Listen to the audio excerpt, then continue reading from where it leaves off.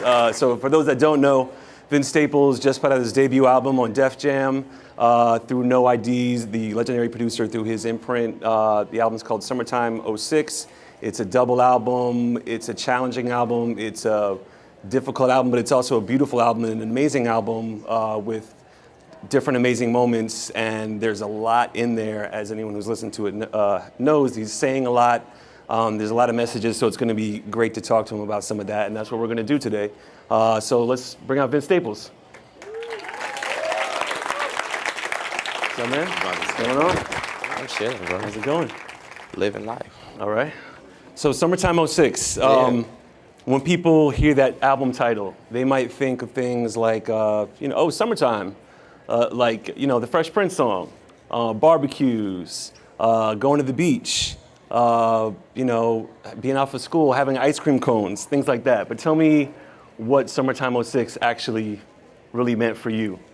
Nobody my age is thinking about a Fresh Prince song at all. My age though. You old though, Yeah. it was different. But I don't know, man. It was more in the process of thinking about making an album, because debut album's a turning point in your life, so to say. So you have to look for references that kind of relate to that situation. And that was the turning point in my life. So we decided to kind of theme it, go out with it. So it was more based on what the album was supposed to be than, a distinct moment that happened at that time period. Right.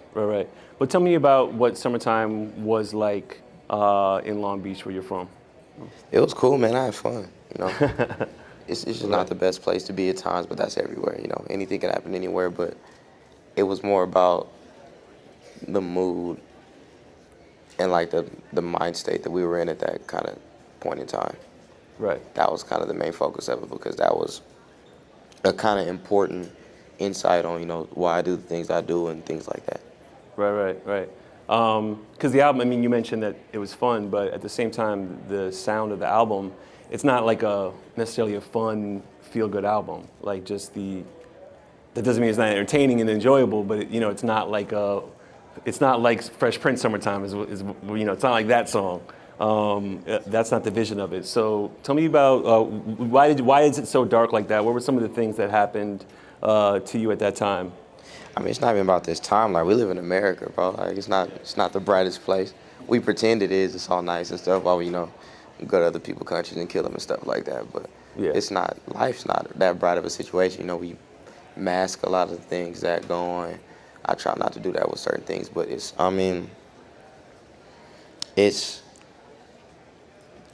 more signifies, a feeling of power than a feeling of,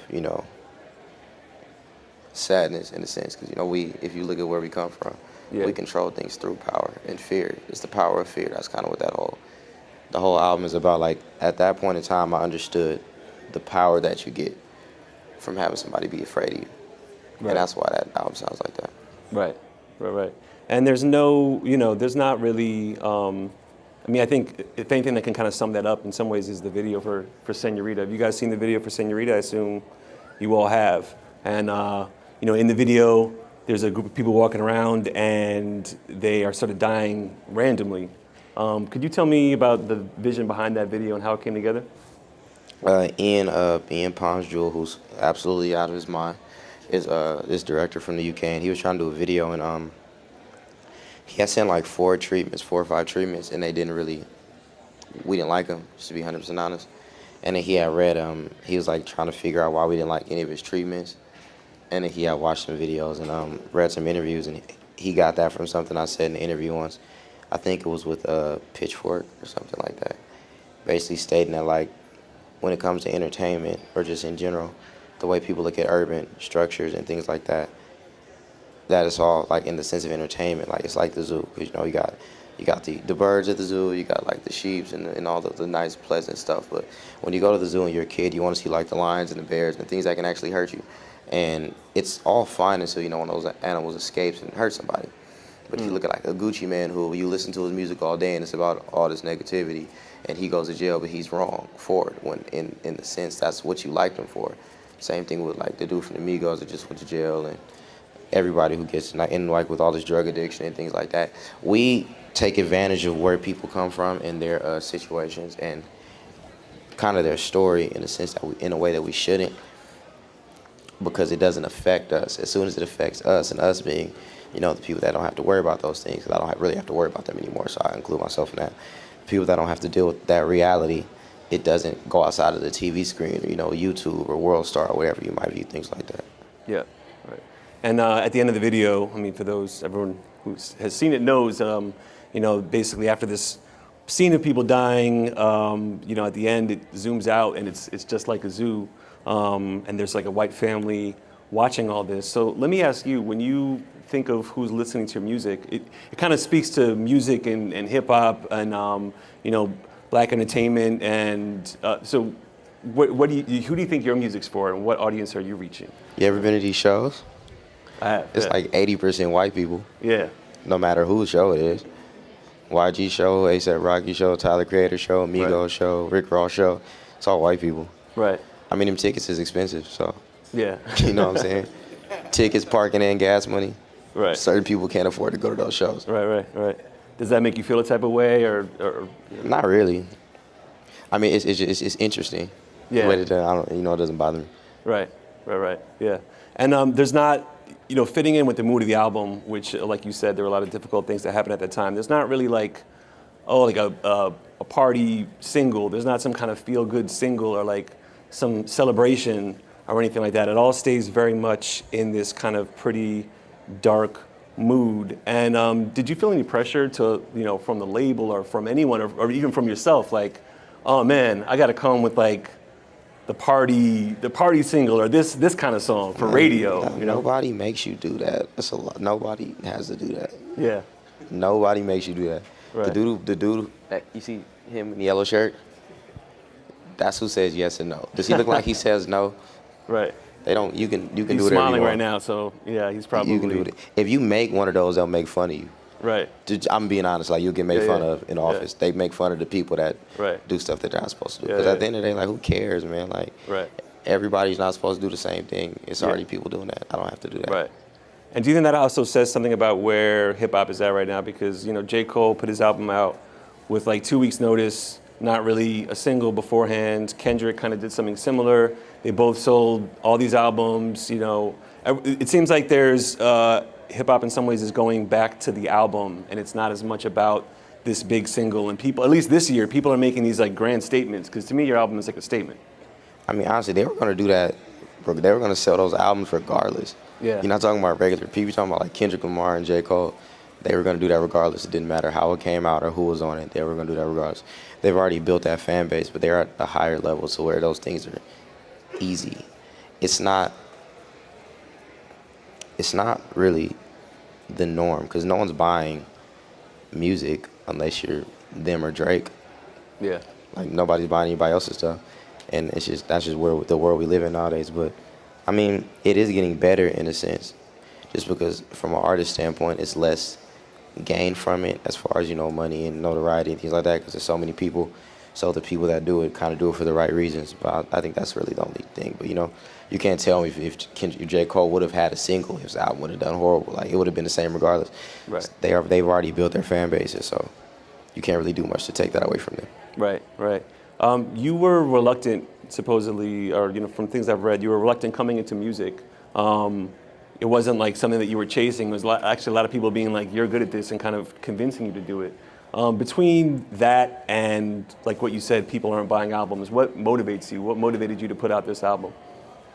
I don't know, man. The people around me, responsibility. You get older, you got stuff to take care of. But I'm not a big attention seeker, so it's not. I don't really care about that aspect of it. But you just gotta help people, man. You got a voice, you might as well do something with it. You know what I mean? Right. A lot of people don't get a chance to have one. Well, so is your message more? Are you more trying to express yourself, or are you trying to get that message to other people, like you said? I don't know what I'm doing. When I figure out, you'll be the first person I tell, I promise. But, Yeah. man, none of us know what we're doing, man. We just living every day, You try to figure it out and, pretend we know, but we don't really know what we're doing, man. It's all, one day at a time with me. Right. Life is life, man, no matter which job you have. So, it's, I'm rolling with the punches. Right. Well, what would you be doing if you weren't doing music? Nothing. Yeah, absolutely nothing. Right. Get in trouble, Yeah. all the bad stuff. Yeah. That's why I appreciate it so much. Mm-hmm. I didn't graduate or, I never had a job or any of those good things. I'm not really stable situation prior to me as far as my family goes. So I probably wouldn't be doing anything, to be honest with you. Right. Right. And so what was the moment when you were like, all right, I'm going to leave that stuff behind and just concentrate on music? It's not really about leaving it behind because you're not supposed to leave behind. It's not what it's not. You're not supposed to do that. You're supposed to try to fix it or figure something out. Like if you leave it behind, who cares? Like, you don't mean anything once you do that. And what are you doing it for? Like what is there to leave behind? People? Like is that what you're saying? We should leave people behind? Wither away and die? That's not cool to me. I'm never gonna leave that behind. Right. I'll leave behind making bad decisions because it's all based on decisions you make. But why would you ever leave, where you come from and the people that you came from it with for your own benefit? Like you don't. That just kind of says a lot about the kind of person you are. Right. Yeah.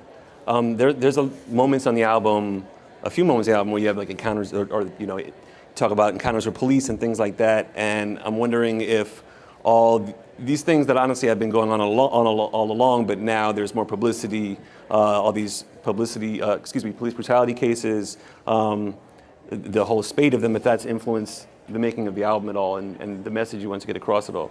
Nah, man, I don't care about the police, honestly. Like, Yeah. They don't scare me. Like, they don't come where I live. They don't, even if you need them, they're not gonna come, so they'll come to mess with you on like a bad day, give you a probation violation or something like that, but nah, man, I mean, my music is inspired by life in general, so of course that is a part of life, but I think that's like corny to be like, oh, the cops just killed somebody, let's make a song about it. Like, what are you gonna do with that money you make from that song? You gonna pay for somebody's funeral? No.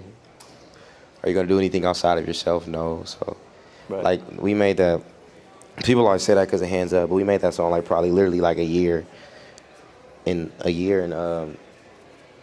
like a couple months before that even happened. It was on another beat that Illmind sold to Mobb Deep. It's a song called Murderer, and that's why we didn't put the song out. Right. So we had to wait to get a new beat, Yeah. and it just happened to be around the same time period. Right. But like I think it's not cool to take advantage of someone else's situation, especially like a loss, like for your own gain. So like I wouldn't say it was inspired by someone's loss of their life, but I mean if it happens and it happens to be in a song, it's probably a very strong coincidence. So maybe that's a serious problem. That's Right. just the way I look at it. Yep. And you made your acting debut in Dope. You guys get to see Dope? Did everyone see it yet? Or really good movie. Anyway, You like that movie? I like the movie. Yeah, and That's crazy, man. That's yeah. That's good. And I didn't even realize you were in it when I was watching. I'm like, that's Vince Staples. It wasn't me. It was a character that I played because I'm amazing at. I'm on screen. Yeah, yeah. And the funny thing, your music to me is so serious, but the character is kind of like your character's kind of funny, Man, listen, man. You can't be the same all the time, man. Yeah. Nobody's mad all day. Nobody's sad all day or happy all day. It's not real, but Yeah. people think I'm crazy though. Like, I don't know why, but yeah, I'm wild or something like that. Yeah. Crazy shit. So are there going to be other acting roles in your future? Yeah, I'm gonna be in Baby Boy 3D. Oh, wow. It's amazing. And some other stuff, man. Yeah. Stay tuned. What, Taraji, is Taraji going to be in that one? Nah, she's on that one show that's. Never mind. Yeah, she on that one show. Yeah. No, but seriously, are you trying to do other roles, or was this something that you kind of fell into? Yeah, or, man, you get more money Yeah. doing it than doing this. Yeah. You know what I mean? Straight up. Yeah. Until, they start streaming movies and stuff, then we screwed. Yeah. But, why not? Right. You only hear once. You might as well, have a little bit of fun. Yeah. Could be over quick. So make the most of it. Yeah. Now, a lot of people associate you, that are from your early work with Odd Future, but to me, your music is so different. Right? It's crazy, right? It happens, Yeah, man, it happens to the best of it. But how do you think your music is different than theirs? And do your fan bases cross over at all? Everybody's fan base crosses over. It's the internet. Yeah. Like, it's all on the internet. It doesn't belong anywhere else. You can have a person with 5 million Twitter followers who can't sell out a 300-seat venue. Yeah. Because it's not real in real life. It's all based on the internet. It's a lot of people, but it's all scattered out. So, of course, people's fan base overlap. Like, music is the cool thing right now. People listen to music. It's like a pastime. popular pastime, as sports was at one point in time, and skateboarding, these other things. Dance was like they used to have. You Got Served was a movie, like because people was dancing. Like it's weird how culture shifts, but I mean I don't know. I think my music is different from everybody's, and not in a bad way or a good way. I'm not better or worse. It's just it's everybody's different, man. It's not supposed to all be the same. Right. I think that's where we got kind of lost. Is when everything started to become the same. Yeah. And why did you decide to make the album a double album, which is definitely an Because we had a lot of thing? songs. Yeah. We had a lot of songs. Right. And I think deluxe albums are stupid. Yeah. It's like, here's an album. Here's $5 more. You get 2 songs. Right. Like, you might as well just give them all the songs. Yeah. It was cool though. I mean, it helped the pacing and the kind of the interpretation of it, so to say. So Yeah. why not? It's there, you know what I mean? So we just want to give people more songs. Like if you make a 10-song album, you made 15 songs. We had like 22 songs. We didn't use one of them for sample clearance, and one of them we never finished. So Yeah. we literally put all the songs on there. Right. Well, it seemed like you had a lot to say, too. Nah, not really, man. I'm getting kind of boring nowadays. Right. Well, compared to that one. So who inspired you? Like, what music inspires you to do what you do? Because your sound is so singular and unique. None really. I don't really think about it in that light. Like, people kind of get offended at the music I listen to, which is kind of weird to me, but like, people really get mad. Like, how you listen to that trash and yada, yada, yada. It's like, I don't know, man. I don't really get inspired that much by music. Like, life is so much going on out here that you can, draw from. Like, why draw from another person's music? You know what I mean? Yeah. So I try not to get too caught up in that. What are some of the things you listen to that people get offended by? I mean, damn. I'm not gonna say that because then it seems like I, said something mean. But Right. you know, why you asking questions you don't know the answer to? Yeah. And you're a big basketball fan. I mean, I've heard you go off on length about that. So what do you think about the finals? It was cool. It was cool.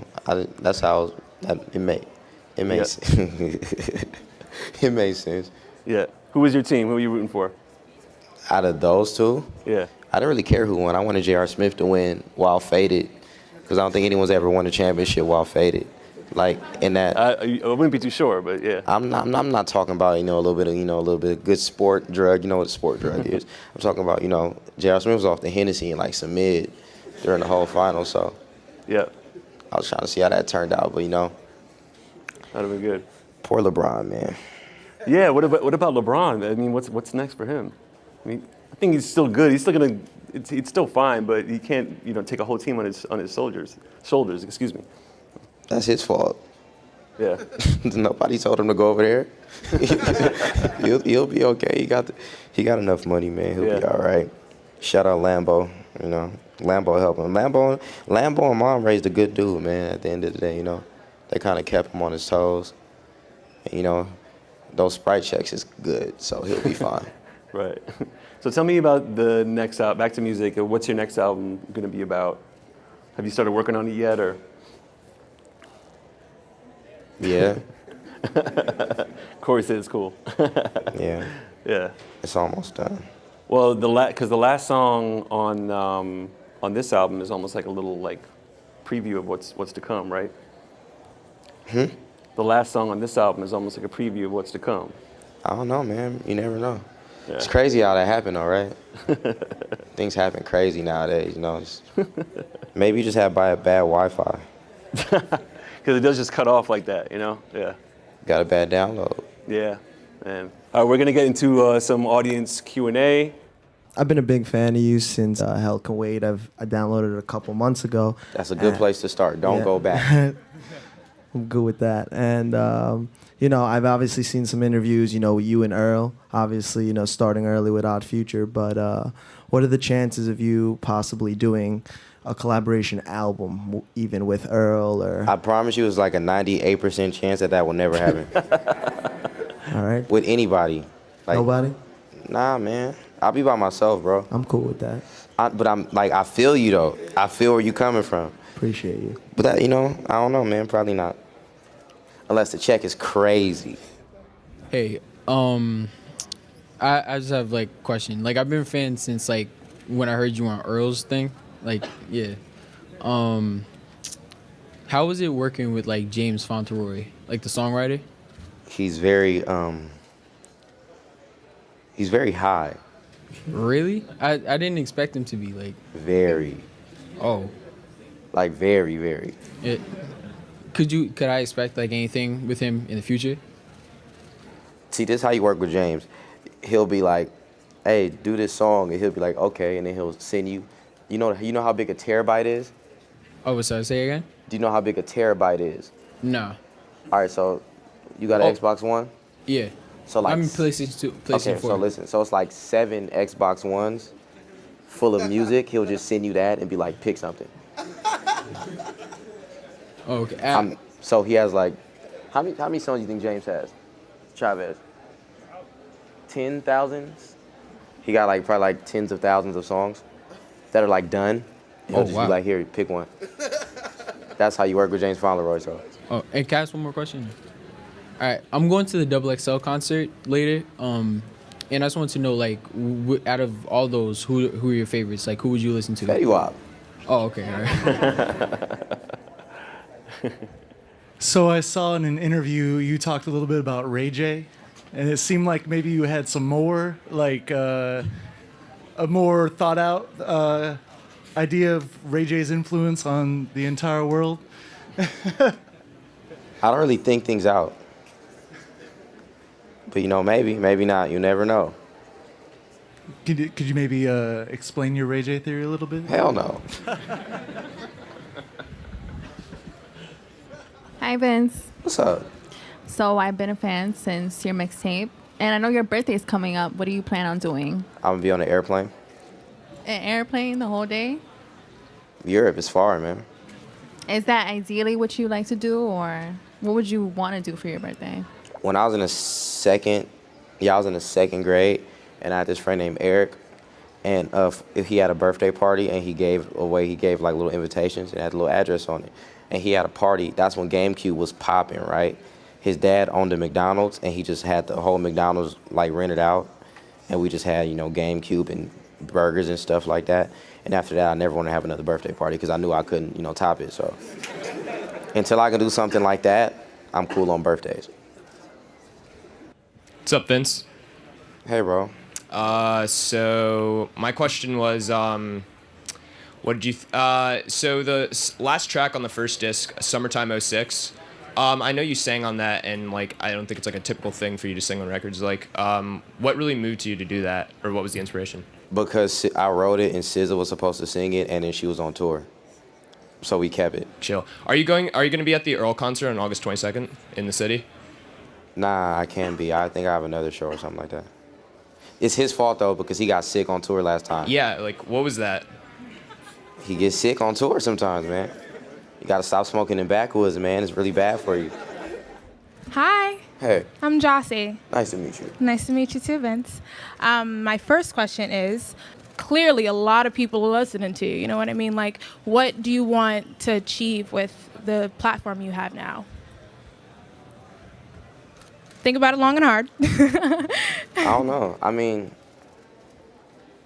just get some understanding. I mean, because it's crazy. Like, if you just even think about, we live in a fucked up place.